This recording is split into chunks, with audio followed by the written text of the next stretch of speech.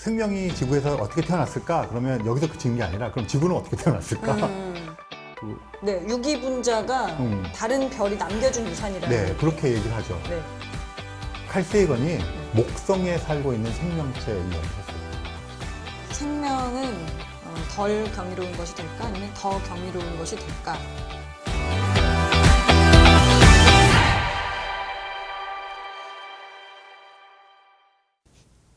안녕하세요. 칼세이건 살롱 2020 전국민 코스모스 읽기 프로젝트의 이미영입니다. 이명현입니다. 네, 오늘은 코스모스 가능한 세계들의 세 번째 장 사라진 생명의 도시를 같이 읽어보겠습니다. 이거 뭘 말을 못하네요.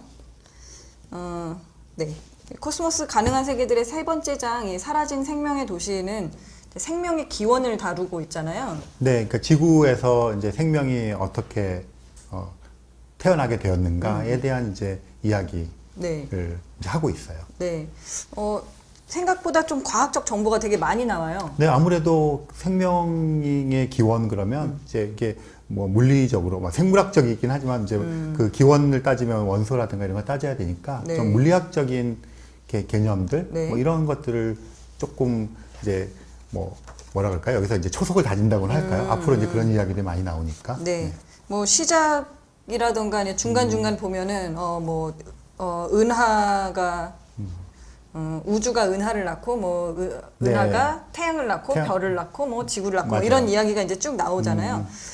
그거에서 키워드 몇 개를 이제 저희가 뽑은 거를 한번 보면은 첫 번째로 유기분자를 이제 생명을 유기분자라고 얘기를 하는데 그것은 이제 앞서 죽은 다른 별이 남겨준 유산이다 이런 얘기가 나옵니다. 이게 무슨 뜻인지 좀 설명을 해주세요. 네, 그러니까 이게 지금 아까 말씀하신 것처럼 우주가 은하를 낳고 은하가 네. 별을 낳고 그러면 이제 약간 스케일 그쵸. 우주가 제일 크고 그다음에 은하가 있고 맞아요. 은하 안에 별이 있고 그렇게 이제 표현을 하신 것 같아요. 그런데 여기서 이제 그 생명 이야기를 하자면 그러니까 사람들이 그 생명 이야기를 할 때 이렇게 간과하는 것들이 있어요. 네. 그냥 우주는 우주고 생명은 생명이야. 그렇죠. 네, 우주는 우주고 지구는 지구고 그럼요. 고양이와 호랑이는 걔네고 우리는 우리야. 그러니까 이게 연결을 잘 못 시키는 것 같아요. 네네. 근데 연결을 시키자면 이 스케일이 엄청 커져요. 왜냐하면 우리가 살고 있는 게 우주잖아요. 네. 유니버스. 네. 그냥 지금 다중우주 얘기도 하지만 어쨌든 하나의 우주면 이 우주 속에서 일어나는 것들이잖아요. 네. 그러면 이게 이제 어떤 절차와 단계를 거쳐 쭉 하니까 그냥 생명이 지구에서 어떻게 태어났을까? 그러면 여기서 그치는 게 아니라 그럼 지구는 어떻게 태어났을까? 그 다음에 이 지구가 속해 있는 태양계는 어떻게 태어났을까? 네. 그럼 태양계는 우리 은하에 속해 있는데 우리 은하는 어떻게 형성되었지? 그럼 은하가 있게 되는 우주는 그러니까 결국은 전 우주에 모든 것의 시작이네요. 생명의 기원보다는. 그거를 해야 이제 생명에 도달하는 거죠. 네. 그러니까 그게 좀 지난한 과정일 수도 있지만 네. 그렇게 한번 훑어봄으로써 그 생명이라고 하는 것이 갖고 있는 위치, 네. 그러니까 이게 우주와 동떨어지지 않았다는 것들을 좀 자각하게 하고 좀 알게 하는 네. 그런 챕터가 될 것 같아요. 아, 예. 그래서 지금 질문하신 게 아까 네, 유기분자가 다른 별이 남겨준 유산이라는 네, 얘기예요. 그렇게 얘기를 하죠. 네. 거기서 유기분자가 뭔지 아세요? 유기분자요? 탄소? 오, 맞아요? 맞아요. 예. 맞아요.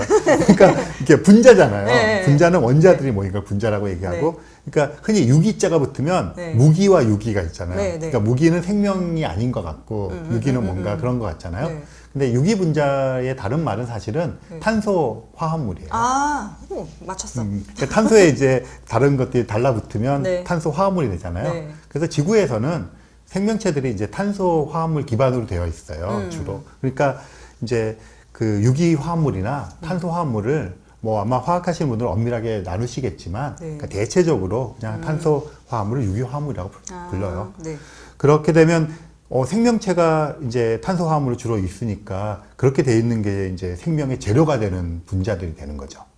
네. 그러니까 그 분자들이 모여서 네. 세포도 만들고 해서 생명체를 만드는 거죠. 그쵸. 그러면 이제 지금 말씀하신 대로 그 유기 분자가 별에서 왔다.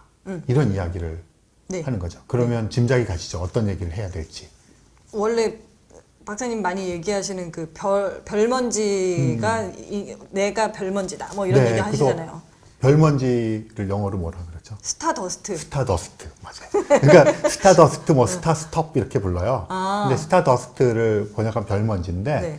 그 말이 갖고 있는 걸 그냥 고지고대로 생각해도 별의 별이고 먼지니까 먼지는 고체잖아요. 네. 그러니까 별에 있는 뭔가 이렇게 에서 뭔가 생겼을 거다 이런 걸 얘기하잖아요. 네. 그래서 유기분자가 이제 별먼지에서 왔고 뭐 이렇다 하는 이야기는 이런 거죠. 그 우리가 지금 태양계에 있고 지구라는 곳에 생명체가 있는데 네. 이 생명체의 기원을 따져보자면 네. 일단 생명체가 탄소화합으로 이루어져 있고요. 그 탄소화합물들은 탄소라는 원소와 다른 원소들이 붙은 거잖아요. 네. 그럼 그 원자들은 어디서 왔을까 생각을 해봤더니 우주가 이제 처음에 생겼을 때 빅뱅이라는 이벤트를 통해서 생기잖아요. 그럼 네. 우주가 이제 점점 팽창을 해요. 그럼 이제 어느 시점이 되면 우주 공간 속에서 에너지로 꽉 차 있던 우주가 수소를 만들어요. 네. 그럼 수소를 만들면 이게 주기율표 1번이거든요. 그런 다음에 뭐 약간의 헬륨도 만들고요. 그 다음에 이제 이런 수소 구름들로 뭉쳐져 있던 걸 성운이라고 부르는데 이 성운이 이제 엄청나게 많이 뭉치게 되면 자체적으로 이게 너무 무거워져서 중력적인 불안정이 생겨요. 불안정이 생기면 붕괴를 해요. 그럼 붕괴를 하면 이제 작아지는 거죠. 네. 그럼 한 10배 정도 이렇게 작아지면 가운데 부분은 밀도가 엄청 높아질 거 아니에요. 그럼 여기서 이제 핵융합작용이 생겨요. 그러니까 그 양성자와 양성자가 원자 핵인데, 수소 원자 핵인데 도망갈 구멍이 없으니까 지들끼리 만나요. 그러면 양성자 한 개 더하기 양성자 한 개면 양성자 두 개가 붙어 있는 원자 핵이 생기는데 네. 얘네를 이렇게 붙게 만드는 게 핵융합이에요. 네. 그러면 이 붙게 만드는 뭔가를 했을 거 아니에요. 플러스 알파 이게 어쨌든 같다. 그러면 이제 저쪽도 똑같아야 되니까 양성자 두 개가 붙은 거 더하기 뭔가가 돼야 되잖아요. 네. 그게 빛이에요. 그래서 핵융합 작용이 되어서 양성체가 딱 붙는 순간에 뭔가 했던 것이 저쪽에서 나타나면서 생기는 게 별빛이에요. 그러니까 그러면 상상을 해보시면 별이 일생을 산다고 하는 것은 별이 일생 동안 빛을 낸다는 건데 빛을 내는 원천이 핵융합 작용이에요. 네. 그러면 한 개 한 개 붙일 수 있지만 여러 개를 붙일 수 있잖아요. 그럼 이 양성자 개수가 곧 그 원자의 그 원자 번호거든요. 그럼 양성자가 여러 개 있는 것도 있고 작은 게 있으니까 그렇게 해서 별이 일생을 살아요. 그리고 별이 죽어요. 죽겠죠. 네. 그럼 이제 자기가 만든 걸 막 흩뿌려 틀 거 아니에요. 네. 그리고 나서 또 시간이 지나면 어떤 계기에 의해서 또 뭉쳐요. 그럼 또 일생을 살겠죠. 그렇게 해서 1세대, 2세대 별들이 지나고 나면 옛날에는 없던 산소, 질소, 탄소, 황인 뭐 이런 것들이 축적이 되겠죠. 네. 그래서 태양계는 사실은 그런 의미에서 한 3세대나 4세대 별이에요. 그 말은 태양이나 지구나 목성이나 화성에 이미 산소, 질소, 탄소, 황인 이런 것들이 풍부한 상태에서 만들어졌다는 거죠. 그럼 걔네들이 이제 뭉쳐서 네. 탄소 화물이 되고 생명이 됐잖아요. 네. 그렇게 따지면 이 모든 것들의 고향, 원천이 별이잖아요. 그래서 이제 별먼지, 뭐 스타더스트 이렇게 얘기하는 거예요. 그 별이 난 게 유산이다. 네. 이렇게 얘기를 하는 거죠. 네. 여기 이제 그 사라진 생명의 도시라는 제목을 가지고 있는데 무엇을 보고 이제 사라진 생명의 도시라고 했는지 근데 이제 여기에서 이 부분에서 가장 중요하게 얘기하고 이제 다루고 있는 거는 이제 열수 분출공이라는 곳인데 네, 맞아요. 약간 생명을 만들어내는 그러니까 재료는 어쨌든 별에서 왔고 그거가 어떻게 만들어졌는지에 대해서 이 열수 분출공에 대한 얘기를 되게 많이 하고 있어요. 뭔가 합쳐지는 곳이라는 느낌의 이런 것 같아요. 맞아요. 그 단어가 키워드인데요. 네. 일단 재료는 왔어요. 네. 왔으면 이제 요리를 해야 되잖아요. 네. 생명을 만들어야 되는데 가만히 보니까 생명이 이제 만들어지는 것이 바다 깊은 곳에 이제 막 이렇게 열이 나오는 그 분출공이 있는데 뜨거운 물. 물이 막 나오는데 그 주변에 네. 거기가 이제 어떻게 생각하면 물이라고 하는 것도 있고 그게 이제 수용성해서 이렇게 분자들이 잘 움직일 수도 있고 따뜻한 열도 있고 하니까 유기 분자물들이 거기서 이제 겹쳐지고 형성이 되면서 이제 단세포 생명이라 이렇게 같다고 생각을 하고 있어요. 그러니까 생명의 기원을 따질 때 지구상에서 뭐 처음부터 모든 원소가 만들어진 것이 아니라 네. 우주 공간에서 만들어진 것이 지구로 왔고 그것이 지구에서의 그 열수공 같은 환경 속에서 만들어졌을 거다. 네. 그 생각을 하죠. 네. 근데 그런 것들이 이제 뭐 쌓이고 만들어진 게 세월이 지나면서 바다가 떠오르기도 하고 노출될 수 있는 거죠. 네. 그래서 뭐 그런 이야기를 여기 하고 있는 것 같아요. 그래서 약간 생명의 기원을 우주 공간하고 네. 지구 자체에서의 그 요리하고를 좀 나누어서 네. 얘기하고 있는 것 같아요. 그렇죠. 그 여기 이제 나오는 그 111페이지에 보면은 정말 뭔가 폐허가 된 도시같이 네, 보이는 맞아요. 네, 이런 곳도 있어요. 이게 무슨 석회기둥들 같은 것들이라던가 뭐 이런 것들이 그거에 뭔가 그 남겨진 모습 이런 것들이라고 아마 이것도 은유인 거죠. 그런 종류의. 그러니까 뭐 실제로 남겨진 것들이 이제 네. 지구에서 이제 지질적인 변화가 많으니까 네. 한때는 바다였는데 지금은 육지인 것도 있고요. 그쵸. 뭐 그런 거 우리 흔히 얘기할 때 히말라야 산맥 얘기할 때 네. 그게 이렇게 막 인도 대륙이랑 해갖고 올라갔다고 옛날에 바다였잖아요. 네. 그래서 거기 실제로 히말라야 산맥 트레킹 가면 암모나이트가 막 굴러다니거든요. 그래서 그런 것들 지금은 상상하기 너무 힘들죠. 네. 하지만 네. 그렇게 분출되었던 흔적들이 네. 지금 남아서 마치 고대 도시처럼 그렇게 느껴지는 것도 있을 수 있죠. 네. 책에 보면 뭐 여러 가지 그 초기 생명의 이제 그런 모습들이 남아있는 것들이라던가 이런 것들이 계속 이제 있어요. 그래서 우리가 지금 어쨌든 지구에서 볼 수 있는 것들은, 찾을 수 있는 것들은 이제 이렇게 되어 있는데, 그러면 아까 말씀하신 것처럼 별에서 먼지들이 쫙 흩어져서 지구에서는 그렇게 만들어졌는데, 그럼 똑같은 재료가 다른 데도 다 있을 거 아니에요? 그렇죠. 네. 그럼 이제 태양계 행성 안에서도 분명히 이런 생명이 있을 수 있을 거 아니냐. 이제 이래서 태양계 행성 안에서의 생명 탐사를 그 다음 키워드로 잡아봤는데요. 원래 그거에 이제 되게 많은 전문가이신 우리 박사님이 이 얘기 좀 해주시면. 네, 저는 원래 그 은하 전공이어서 태양계를 잘 몰라요. 아, 예. 태양계도, 네. 네, 근데 이제 지금 말씀하신 것처럼 그런 인식을 갖는 게 되게 중요한 것 같아요. 그러니까 지금 이제 앞서서 두 가지로 우주 공간에서 만들어졌고 네. 재료들은 네. 지구에서 어쨌든 합성되었다. 그렇죠. 이렇게 뜨거운 물 때문에. 네, 그 뜨거운 물과 그 열 같은 열 때문에, 것들이라고 이제 에너지들. 생각을 하는 거죠. 네. 그렇게 생각을 하면 지금 말씀하신 의문이 당연히 들 거예요. 여기서도 그러면 네. 재료가 똑같고 그렇죠. 별이 만들어 흩뿌려 놓은 재료는 똑같고 그럼 환경에 따라서 생길 수도 있고 안 생길 수도 있겠네. 그러면 태양계 내에서도 뭐 지구랑 조금 비슷한 환경이 있는 곳에서는 네. 재료가 똑같고 그러면 생길 수 있겠네. 그렇죠. 그렇게 생각할 수 있잖아요. 그러면 태양계 내에서 생명체가 있을 수 있는 후보들을 우리가 추려볼 수가 있겠죠. 네. 그리고 더 나아가서는 태양계가 아닌 다른 태양계가 또 있을 거 아니에요. 그쵸. 별이 있고 그 주변 행성들이. 행성들. 그러면 그것들도 태양계 내에서 지구를 비롯한 생명체가 그 존재할 수 있을 거라고 생각하는, 이건 물론 지구 생명체 얘기만 북한에서 하게 되겠죠. 네. 그런 것들을 해보면 우주 도처의 생명체에 대한 얘기를 이걸 보편화시킬 수 있잖아요. 왜냐하면 우주는 같은 재료를 써. 네. 그리고 뭐 별은 다 같은 메커니즘에 만들어지니까. 그리고 중력 법칙 같은 우주의 법칙은 다 똑같아. 그럼 환경만 조건이 되면 되겠네. 숫자도 엄청 많아. 맞아요. 그 중에 몇 개만 되면 돼. 시간도 138억 년 흘렀어. 예. 그러니까 이런 것들을 좀 종합적으로 고려를 해서 사고를 하면 생명에 대한 얘기를 할 수 있거든요. 네. 그래서 지금 말씀하신 것처럼 태양계 내에서 그걸 찾아보려는 노력들이 많이 있어요. 태양계 내에도 어쨌든 있을 것이다. 네. 어디가 딱 떠오르세요? 목성이요. 목성. 맞아요? 아무거나. 그래서 사실 네. 목성 얘기 나왔으니까 네. 1980년 그 코스모스 네. 다큐멘터리 책으로 돌아가면 네. 칼 세이건이 목성에 살고 있는 생명체 이야기를 했어요.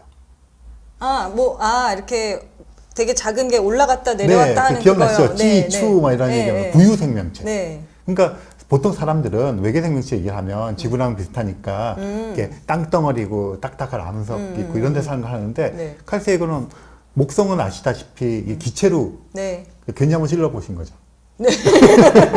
그래서 보통은 이제 그 어쨌든 땅에다 집 짓고 이렇게 생각하는데 그쵸. 칼 세이건은 아니 생명이라고 하는 건 이제 이 사람도 천문학자니까 에너지 흐름 같은 걸 생각을 하는 거죠. 생명 현상이라는 거를. 그렇게 생각하면 아니 그냥 목성의 그 조건에 환경 조건에 맞는 생명체가 없으라는 이유가 뭐가 있어. 그래서 이제 시뮬레이션을 해본 거예요. 네. 그러면 이제 떠서 다니고 생존하는데 에너지를 받아서 자기의 생체 에너지를 바꿔서 쓰고 번식하고 이러면 되는 거잖아요. 네. 그게 충분히 가능하다는 걸 보여준 거죠. 그때 네. 그 챕터가 되게 재밌었던 거가, 우리가 생명체가 이렇게 진짜로 걸어 다니거나 이렇게만 하지 않을 수도 있구나라는 약간 그걸 벗어난 상상을 해줄 수 있게 해주셨어요. 네, 맞아요. 그래서 그 생명이라는 것에 대해서 좀 다시 생각해 보게 했던 거죠. 네. 그리고 거기에는 심지어 뭐 찌, 추 이렇게 하면서 포식자도 네, 있고 포식자도 뭐 있어요. 여러 단계가 네. 있었잖아요. 네.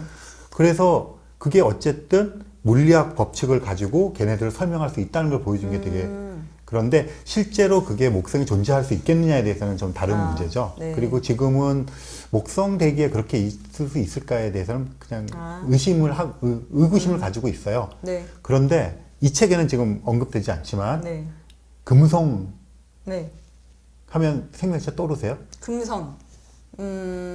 있을 것 같아요. 어떻게 있을 것 같으세요? 물. 물이 있을 것 같으세요?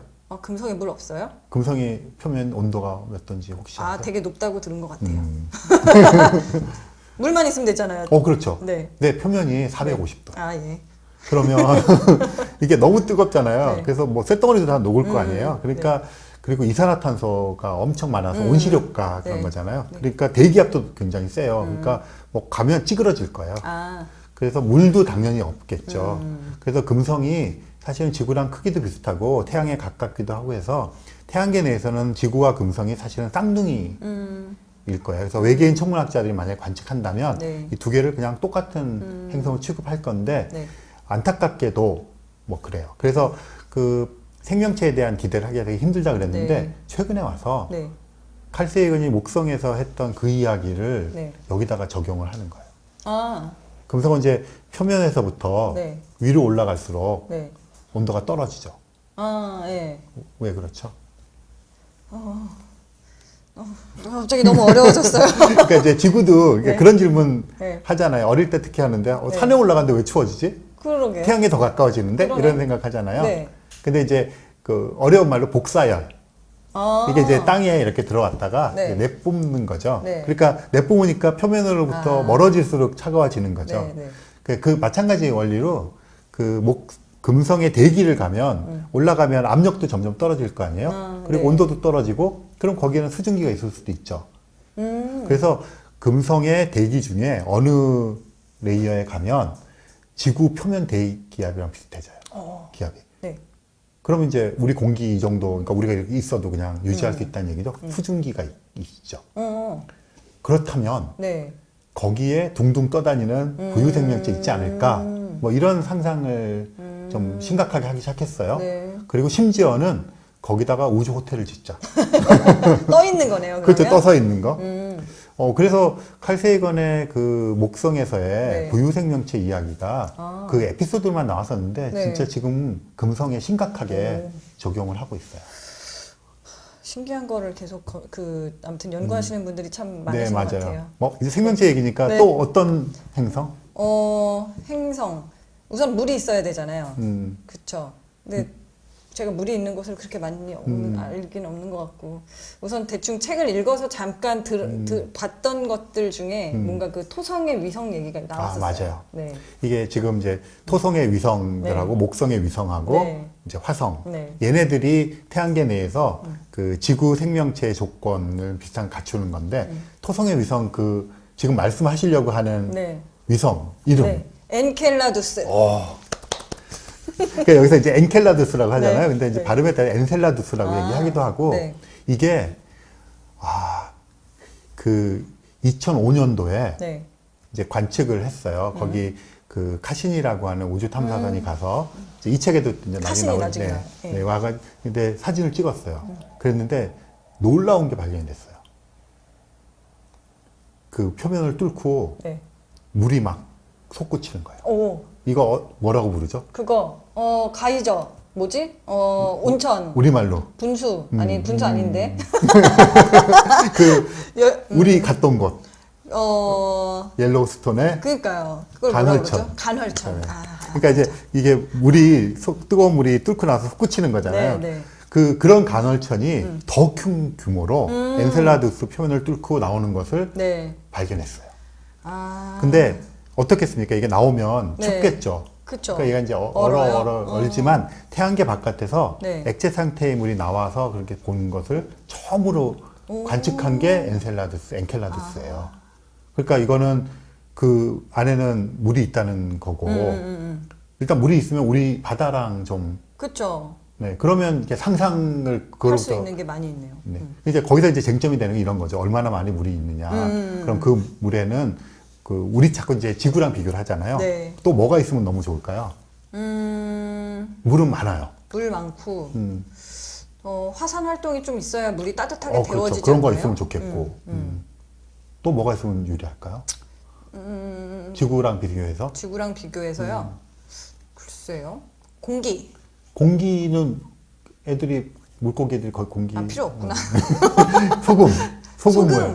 그래요? 소금물. 그러니까 우리 지구에서의 소금물. 네. 그다음에 얘네들은 NaCl 그러니까 이게 좀 전리되면 네. 약간 자기장? 아. 뭐 이렇게 해서 이제 우리가 지구에서 네, 볼 네. 때 생명이 번성하는 조건들이 갖춰져 있을 가능성이 있다. 그래서 엔셀라두스를 굉장히 주목하고 있어요. 네.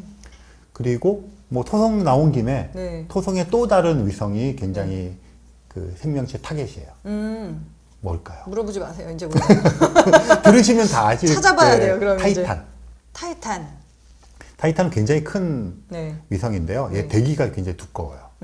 그리고 강도 있고 호수도 있고 바다도 있어요. 그리고 막 흘러다니는 거죠. 오, 진짜요? 액체가. 어. 단지 네. 물이 아니라 네. 암모니아 액체 네, 또는 네. 이제 메탄, 네. 뭐 이게 메테인이라고 좀 부르죠. 그 액체니까 지구의 초기 모습이랑 너무 비슷해요. 그럼 이제 초기 생명체 가능성 때문에 이제 네. 주목을 받고 있죠. 네. 그리고 목성에도 위성들이 여러 개가 있는데 그 중에서 진짜 주목받고 있는 애가 엔셀라두스만큼이나 어떤 애일까요?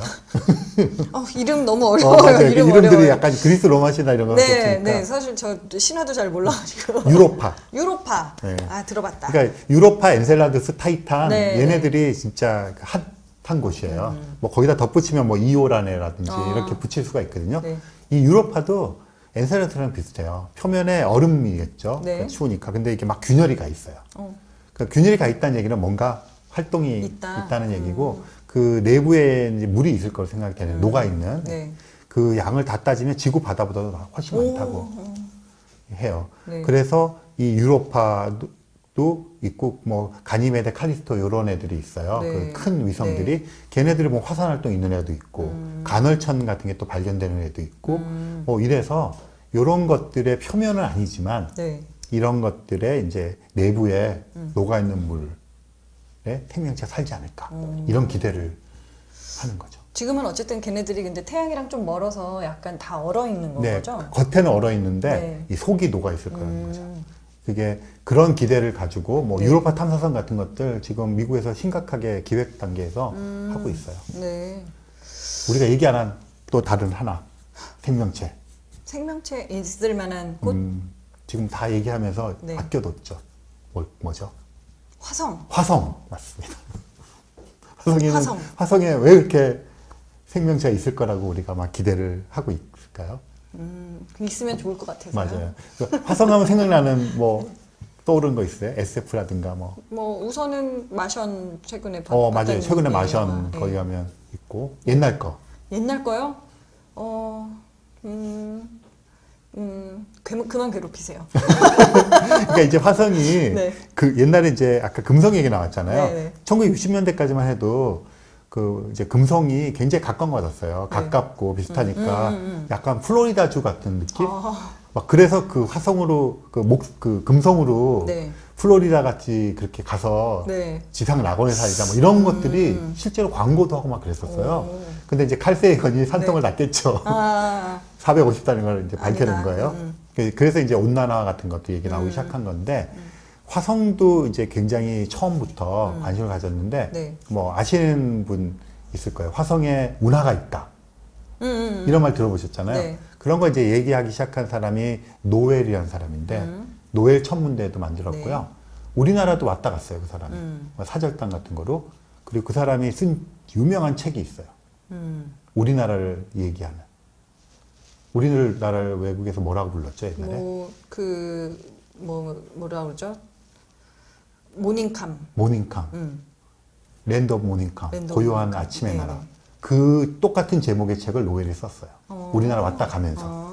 그거를 이제 조경철 들어본 박사님이라는 그 천문학자가 찾아내서 번역을 해주셨어요. 그러니까 우리나라를 이제 알리던 네. 그 사람들 중에 한 명이고, 네. 그 모닝캄이라는 단어를 이분이 책 제목을 썼어요.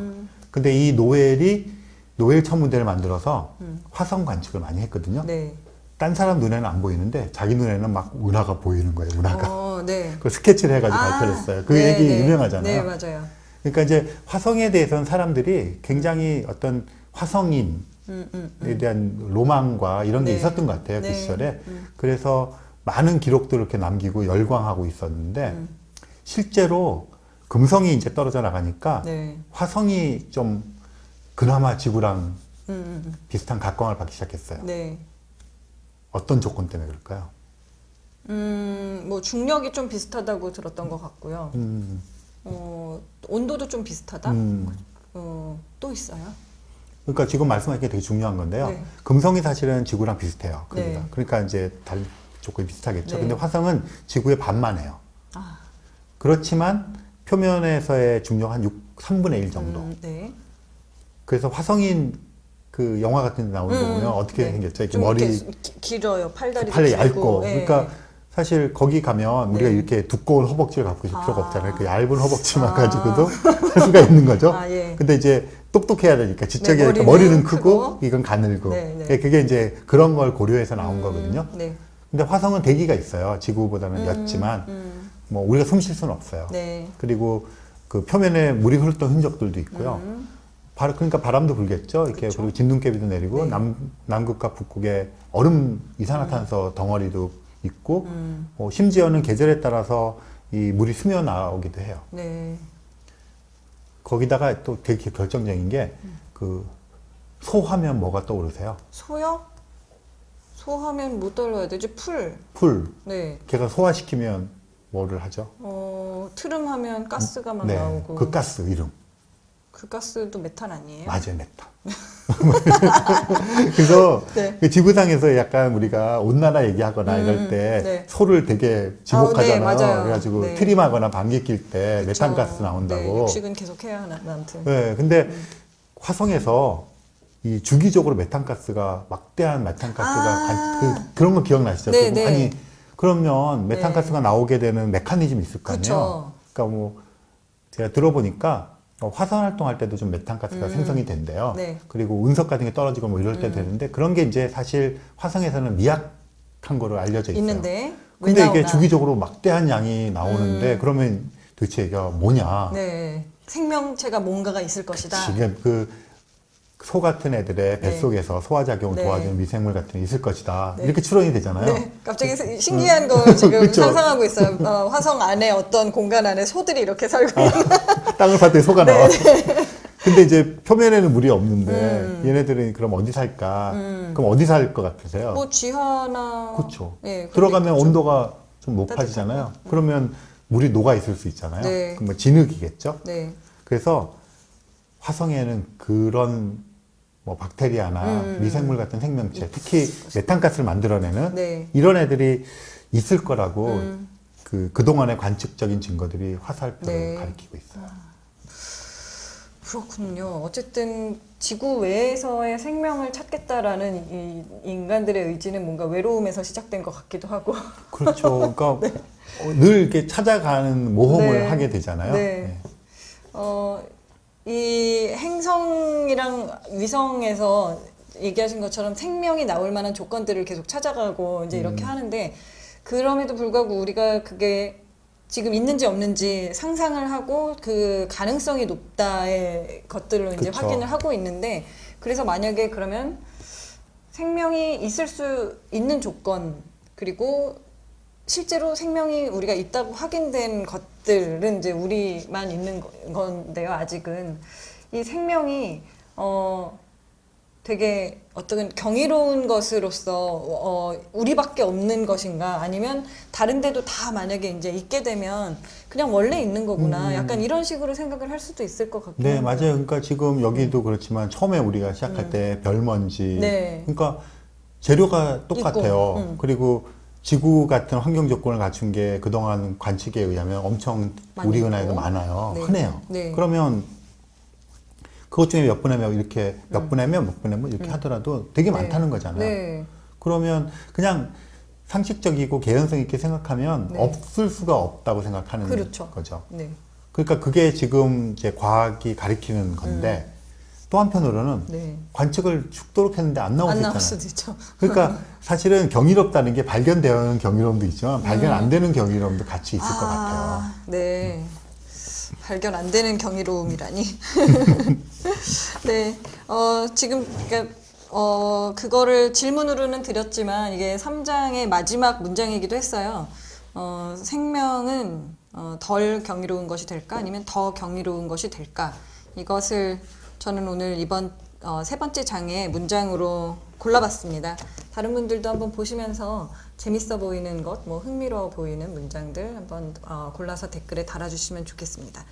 뭔가 같이 더 읽을 만한 것들이라던가 네. 볼 만한 것들이 있을까요? 그러니까 여기 지금 이제 별로부터 온 이런 얘기를 했잖아요. 네. 그것을 이제 그 여러 사람들이 천문학자들이 1950년대부터 많이 써먹는 레퍼토리입니다. 그래서 네. 이제 인간과의 관계를 그쵸. 하는데 그 연세대학교 이석영 교수님이 쓴 에세이집이에요. 네. 거기에 초신성의 후예라고 하는 이런 책이 있습니다. 에세이집인데 뭐 한 천문학자로서의 소소한 이야기들도 있고요. 지금 말씀드린 대로 이제 이렇게 별먼지로서의 네. 뭐 자세 뭐 이런 것들을 쭉 써놓으신 책이라서 네. 뭐 어렵지 않고 가볍게 보실 수가 있고 아 천문학자들은 저런 생각을 하고 사는구나 이런 걸 엿볼 수도 있어서 좋을 것 같고요. 네. 그 OSMA라고 하는 사이트가 있어요. 오스마. 네. 네, 여기 아까 저 행성들 얘기했지만 우리가 얘기하지 않은 것 중에 그런 걸 또 보호하려는 노력이 있어요. 그러니까 생명이 있을 수 있는데 네. 우리가 괜히 갔다가 오염시킬 수 있잖아요. 아, 그쵸. 그래서 이제 갑자기 남미가 생각나요. 거기도 그런 일들이 많이 있어요. 아니, 왜 그 스페인에서 그 아. 병균을 묻혀가서 그 남미가 거의 맞아요. 그렇게 됐잖아요. 그러니까 우리는 외계 생명체를 찾는다 갔는데 그니까요. 막상 우리가 간 로켓 같은 걸 다 오염시키면 네, 네. 그래서 그걸 사실은 이제 협약을 맺고 이렇게 어떤 그 지휘관 보호관 같은 것도 만들어서 이렇게 네. 하려고 노력은 해요. 뭐 그런데 그거에 대한 이제 홈페이지가 있어서 들어가 보시면 굉장히 재밌는 이야기들이 또 나와 있을 거라고 생각을 해요. 알겠습니다. 확장을 하는 데에 따른 또 책임 같은 것들도 맞아요. 과학자들은 같이 고민을 하시는 거군요. 알겠습니다. 그럼 다음 편 4편에서 다시 뵙겠습니다. 고맙습니다.